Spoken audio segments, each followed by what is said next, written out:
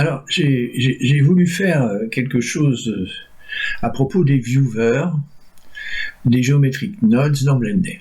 Alors, pourquoi? Parce que j'ai découvert, à l'aide de tutos, à gauche, à droite, une nouvelle manière de concevoir les viewers. Alors, on va reprendre depuis le début les viewers. Donc là, je suis en version 3.0, une version ancienne, et je vais mettre en Geometry Nodes. L'espace de travail des Geometry Nodes, et il est là, voilà. Alors, il nous présente donc la vue 3D, là, l'espace où je vais faire mes arbres de nodes, et ici, l'éditeur de type, le spreadsheet, je crois que ça s'appelle comme ça aussi, où apparaît justement des paramètres qui correspondent à chacun des éléments du mesh, d'accord? Donc là, les vertex, les edges, les faces, et on voit les détails qui apparaissent ici, les normales, et ainsi de suite. Alors, certains trucs sont propres, d'autres sont, je dirais, un peu délicats à lire. Hein, par exemple, les numéros d'index, alors ça correspond à quoi? Il faut lire les coordonnées, alors 1, 1, 1, 1, 1, 1, suivant qu'on est positionné 1, 1, 1, ça doit être celui-là, ça doit être ce point-là. Donc vous voyez, on est obligé de rechercher, et c'est pas très pratique. Et si on fait new, et puis qu'on regarde avec les viewers, par exemple, pour mettre un viewer en marche, il y a plusieurs moyens, hein. Soit on ajoute un viewer à la main, soit vous faites Shift A, et puis vous allez chercher un viewer, c'est dans les utilities, je crois, ou dans un truc comme ça, je ne sais plus exactement. Bon, bref, vous allez chercher, ou vous faites viewer. Donc vous voyez que viewer, il est dans le viewport, d'accord? Donc vous pouvez éventuellement aller chercher, soit vous faites, alors vous appuyez simultanément sur donc Shift, CTRL, et vous cliquez sur le node dans lequel vous voulez connecter un viewer. Par exemple, ici, vous voyez, j'ai connecté un viewer sur la géométrie ici du cube. Alors, en gros, si je regarde de plus près, un viewer, donc, il se connecte à la géométrie, et ici, et là, il y a value. Value, ça veut dire, qu'est-ce que vous voulez voir? Alors, imaginons que je veuille voir, ici, vous avez différentes choses en input ou output. Par exemple, vous avez, on va mettre les index, pardon. Voilà, hein? Voilà. Alors, c'est quelque chose qui distribue un flux d'index, qui sont les index du cube, et je vais mettre dessus value. Alors, à ce moment-là, vous avez remarqué, au moment où j'ai connecté ici, est apparue une colonne. La colonne donne les numéros des index en fonction des coordonnées. Par exemple, celui qui a coordonné 1, 1, 1, qui est, en gros, ce point-là, si je grossis un point, celui-là, d'accord? Eh bien, c'est celui qui correspond à l'index 0. Ensuite, celui qui correspond à 1, 1, moins 1, c'est-à-dire celui-là, d'accord, correspond à l'index 1 et ainsi de suite. Mais enfin, c'est un peu lourd à gérer parce qu'il faut lire, il faut...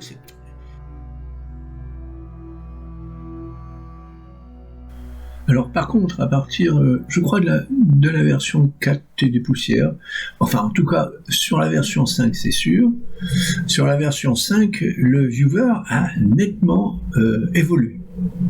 Vous allez voir.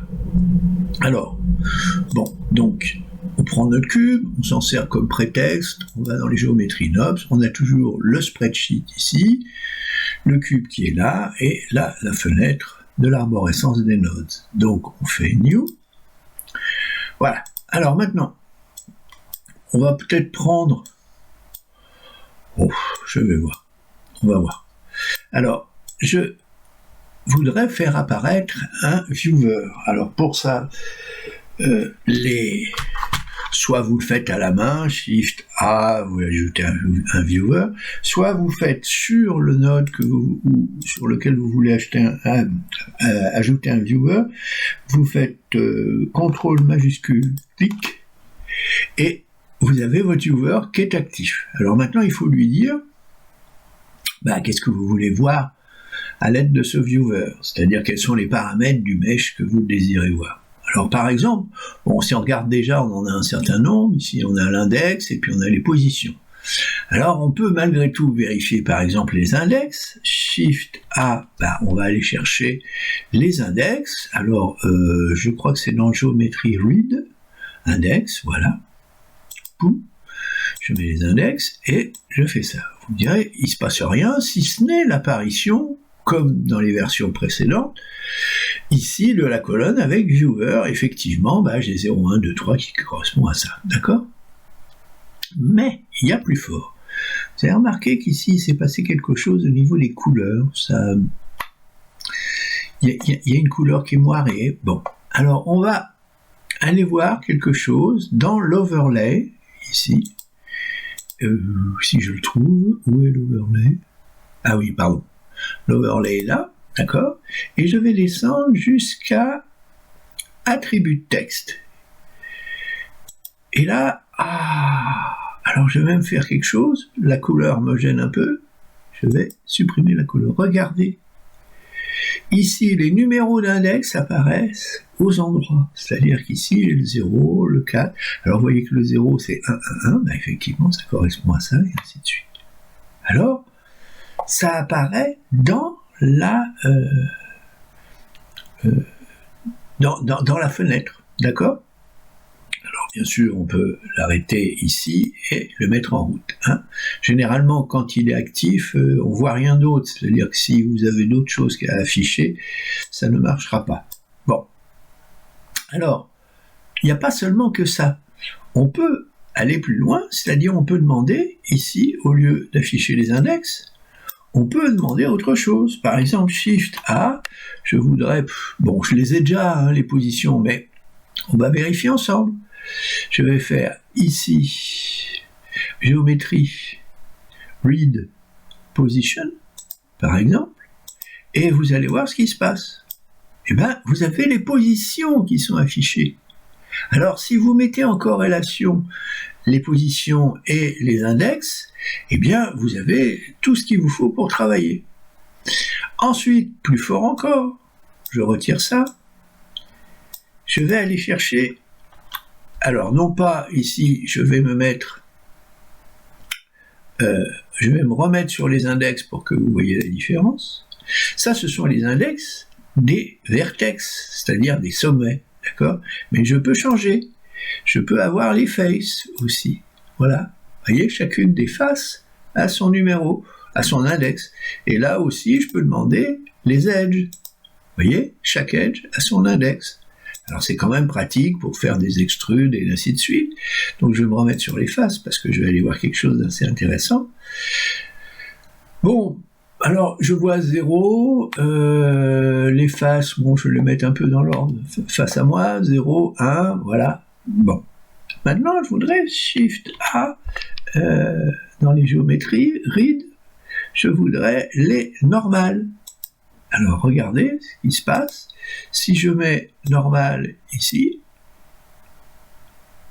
et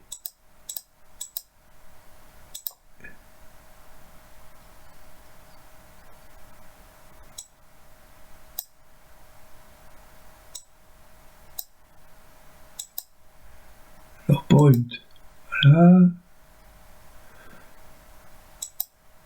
on devrait avoir les coordonnées des normales. Alors je vais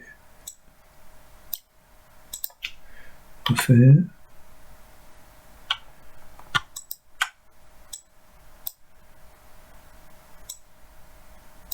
Voilà, d'accord?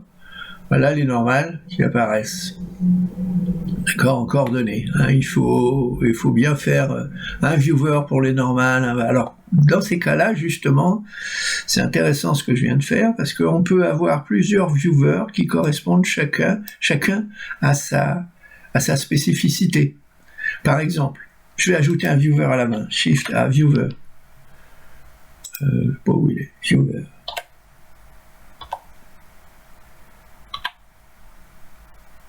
Voilà. Je vais en mettre un là. D'accord?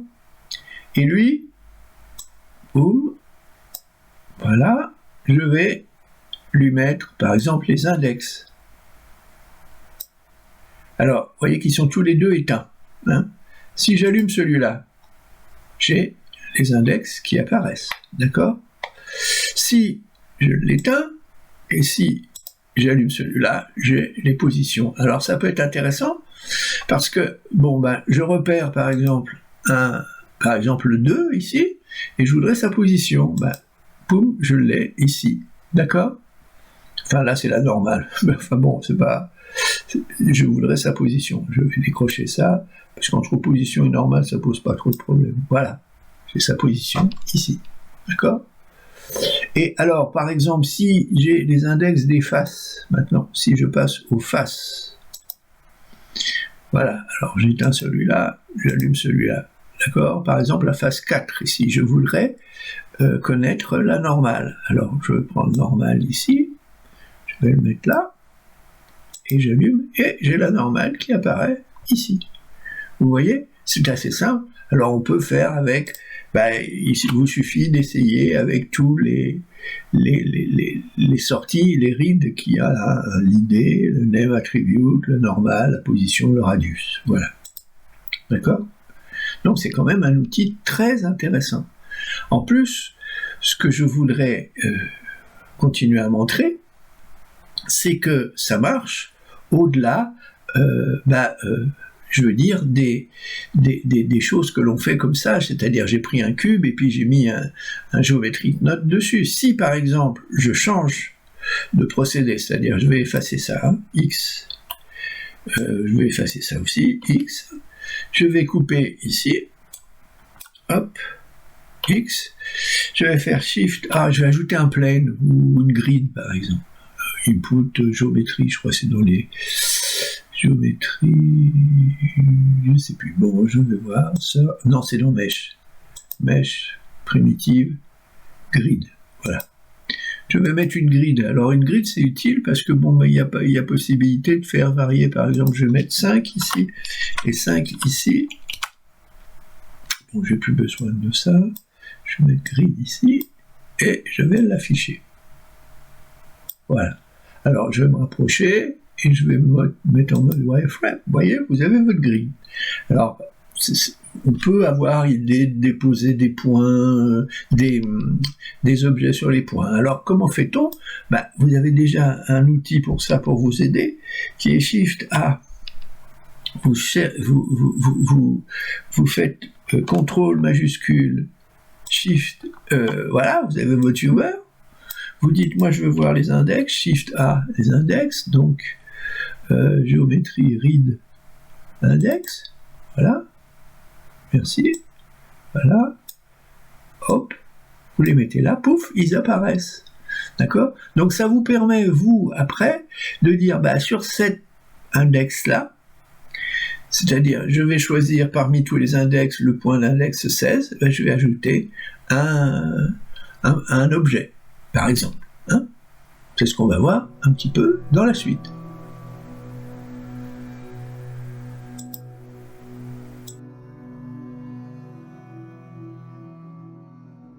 Alors, prenons par exemple l'hypothèse que je veuille mettre une icosphère sur un petit machin comme ça, là, sur un des points. Alors, vous allez voir que c'est assez simple. J'ai la même manipulation que tout à l'heure, hein. J'ai ma grid, j'ai mon index et mon viewer. Hein, je sais par exemple que je voudrais mettre sur la 16, hein, n'importe où comme on veut. D'accord? Alors, qu'est-ce que je vais faire? Je vais mettre, d'abord, on sait que poser des points sur machin, c'est de mettre des instances. Donc Shift A, instance on point, instance onPoint, voilà, je vais mettre, hop, instance onPoint. D'accord, pour l'instant ça fait rien parce que j'ai rien mis comme instance. Alors, je voudrais par exemple, Shift A, mettre une icosphère. Donc, géométrie, je vais prendre une... mèche primitive, icosphère, voilà.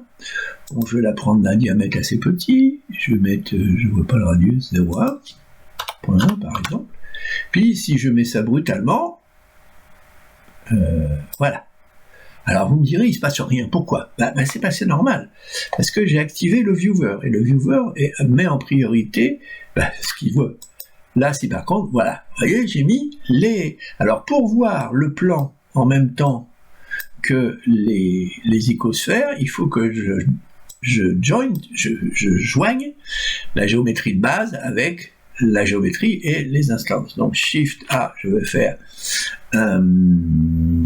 géométrie joint, il est là, voilà, toc, et je vais mettre bzz, bzz, voilà. Alors vous voyez, si je me remets en mode normal, là, j'ai mes instances sur les points. Alors je me remets en mode wireframe pour que vous voyez bien que les points se mettent là-dessus.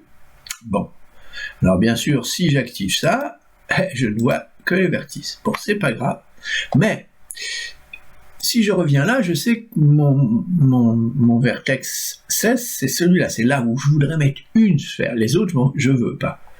Donc, ce que je vais faire, c'est je vais faire un outil mathématique Shift A compare. Où est-ce qu'il est compare? Bon, je vais faire search, compare, voilà, compare, math, d'accord? Et puis je vais comparer quoi? Je vais comparer les index, value, avec mon index de référence, je veux que ça soit 16, d'accord? Et puis, je vais, quand si ça c'est égal, théoriquement c'est bon. Là, je sors sur True. Donc si je mets sur sélection ici, théoriquement, je dois mettre, l'icône doit se poser uniquement sur le 16. Vérification, vous voyez, c'est ça. C'est bien posé sur le 16.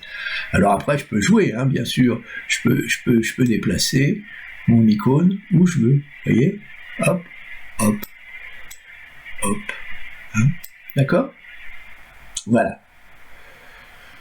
Alors, il y a des tas de choses que l'on peut faire dans ce style-là.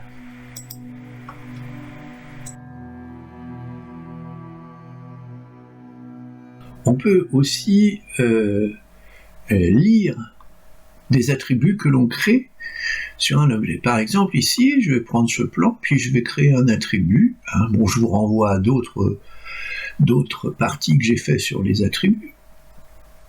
Hein, les attributs, en gros, c'est on prend une variable, hein, que ce soit un nombre, un vecteur ou ainsi de suite, et on l'accroche en quelque sorte à un mesh, d'accord?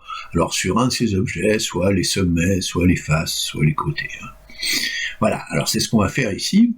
On va prendre, alors je vous rappelle un peu comment on fait. Donc je vais ici décocher ça. Je vais faire,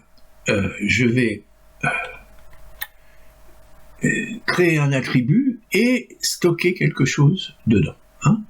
Alors ça s'appelle store attribute. Voilà, store name attribute, voilà. Alors, je rentre la géométrie d'un côté, je la sors de l'autre, voilà. Et alors, ce que je vais faire, alors ici, je vais choisir de mettre un float, mais je peux choisir n'importe quoi, vous voyez, des couleurs, enfin bref, ce que vous voulez, sur point, edge, face corner, et ainsi de suite. Je vais faire le premier sur les points. Alors comment fait-on maintenant pour stocker? Eh ben on va choisir, je sais pas moi, par exemple, un nom, par exemple, essai, d'accord, et on va stocker dessus. Alors vous voyez apparaître ici dans la partie du comment ça s'appelle, de l'éditeur, vous voyez apparaître une colonne avec ce qui est supposé être une valeur qu'on met sur chacun des points. Alors, par exemple, moi je vais mettre la valeur 7, voilà, donc vous voyez elle est là, Mais il se peut que vous vouliez voir ce que ça donne avec les viewers directement sur la figure, ce qui peut être très pratique. Alors pour ça, d'abord on va le stocker sur un des edges précisément, sur un des points précisément. Alors par exemple je vais faire Shift A, Index, Search, Index, voilà, et puis je vais faire une comparaison, Shift A, Search, Compare. Alors je compare mon index avec la valeur par exemple 2, enfin je vais mettre 2, hein. Je vais le mettre sur l'index 2.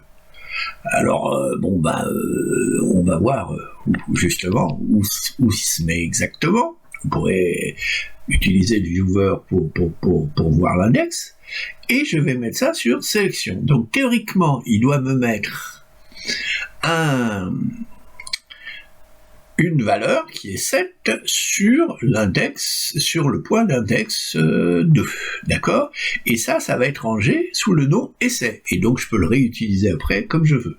Alors pour vérifier ça, eh ben, je fais CTRL majuscule, boom, sur le store name objet, je fais donc sortir le viewer, et je vais faire, je voudrais le voir. Pour ça, il faut que j'aille chercher l'outil qui me permet de rappeler un attribut. Alors, attribute, c'est ça, ça s'appelle name attribute, je ne sais plus où il est. Bon, je vais chercher, save, named. Ah bah oui, vous voyez, il est dans read, géométrie read, name attribute, voilà, je vais lire dans la géométrie l'attribut, lequel? Bah, essai, d'accord, bah vous voyez, quand je clique ici, il est là, hop, et je dis, je voudrais voir cet attribut à l'aide de mon viewer. Alors là, on rappelle l'idée, puisque il faut aller dans les overlays, pardon, je sais plus où c'est d'ailleurs, voilà, overlay. Voilà, et je vais faire, je vais supprimer la couleur, et je vais faire un face attribute. Eh ben, vous voyez, il est ici, d'accord? Donc, j'ai simplement stocké la valeur 7 sur le point d'indice 2. Alors, si je veux vérifier le point d'indice 2, je peux faire le travail suivant. À partir de ma géométrie, je peux créer un viewer et aller voir si c'est bien l'index 2. Alors là, je ferme, d'accord, et je fais Shift A, ou je peux faire directement dessus. Ouais, je peux mettre même, oui, je pense que je peux. CTRL majuscule, à nouveau. Ah oui, non, mais il le fait là sur, ça c'est pas ce que je veux. Ah, là, j'arrête, X, donc là, touc, CTRL majuscule, voilà, je voudrais les index, voilà, vous voyez, c'était bien, sur le 2, d'accord?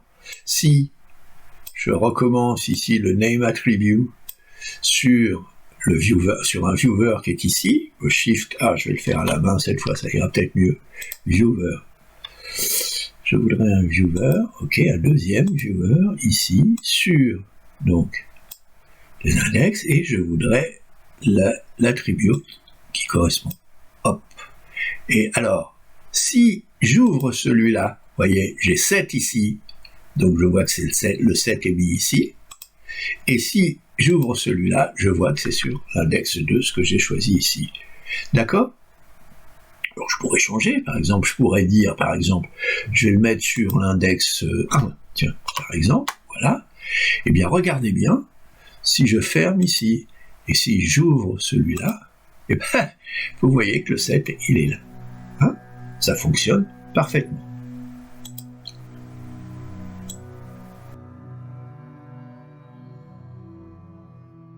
Alors, on sait que chaque mèche peut être unwrappée, c'est-à-dire peut être dépliée sur un plan. Bon là, ça va être très facile, puisque c'est un plan, mais ça pourrait le faire avec un cube, mais pour des raisons de simplification, je vais le faire avec un plan.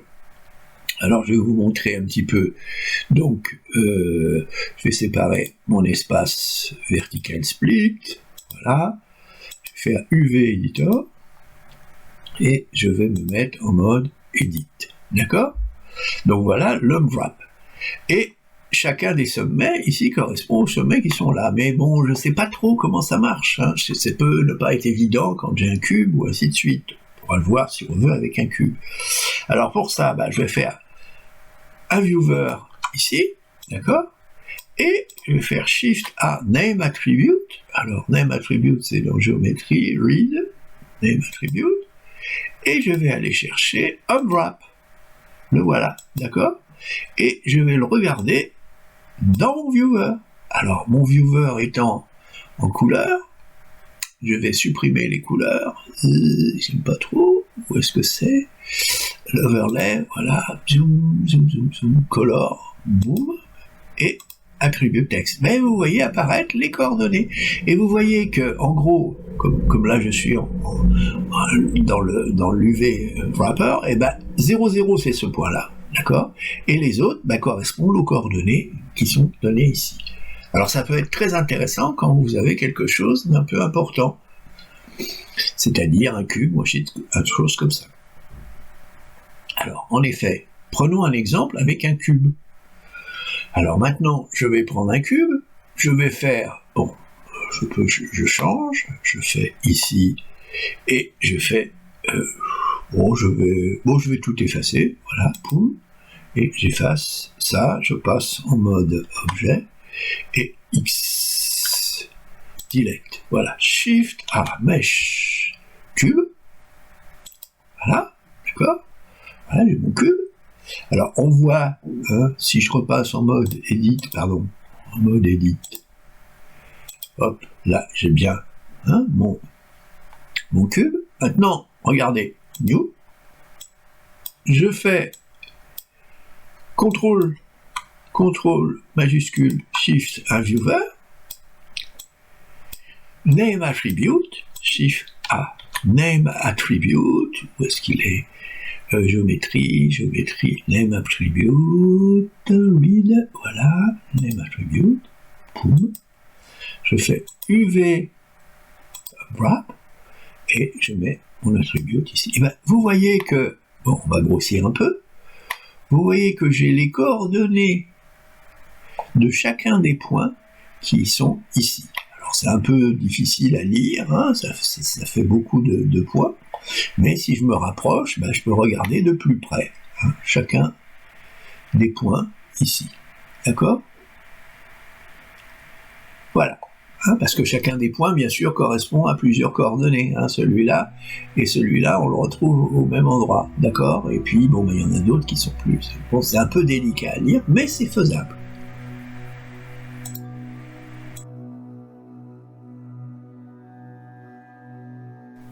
Alors juste un point pour terminer, je voulais vous montrer que ça marche pour les mèches, X, mais ça marche aussi pour les curves.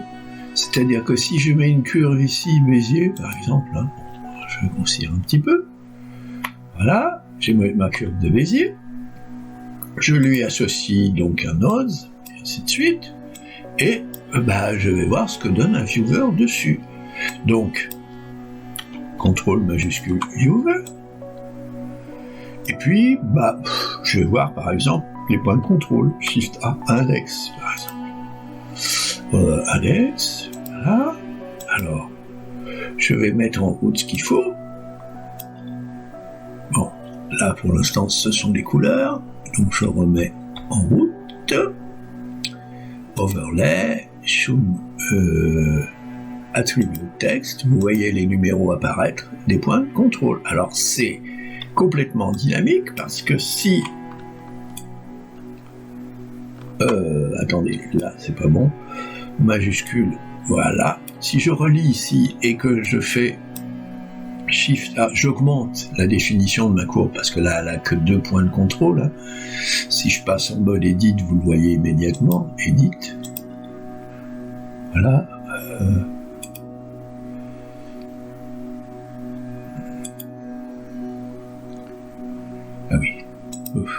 Voilà, vous les voyez, hein, un point là et un point là, d'accord? Donc, objet, je repasse en objet, il faut toujours penser à décocher ça parce que ça annule l'affichage. Shift A, par exemple, je vais augmenter le nombre de points de points de contrôle de la curve. Je fais resample. Voilà, resample curve, pouf. Automatiquement, vous voyez, j'en ai rajouté 10, il y en a 10 qui se sont mis, d'accord? Et alors, bon, je vais diminuer un peu, 3 par exemple, voilà, j'en dis 3, ou 4, pour un peu plus, voilà. Alors bon, ça fait une ligne brisée, mais à la place des index, je peux demander, par exemple, des choses qui sont spécifiques aux courbes, qui sont tout simplement les tangentes au point, d'accord? Donc, si par exemple ici je rajoute Shift A,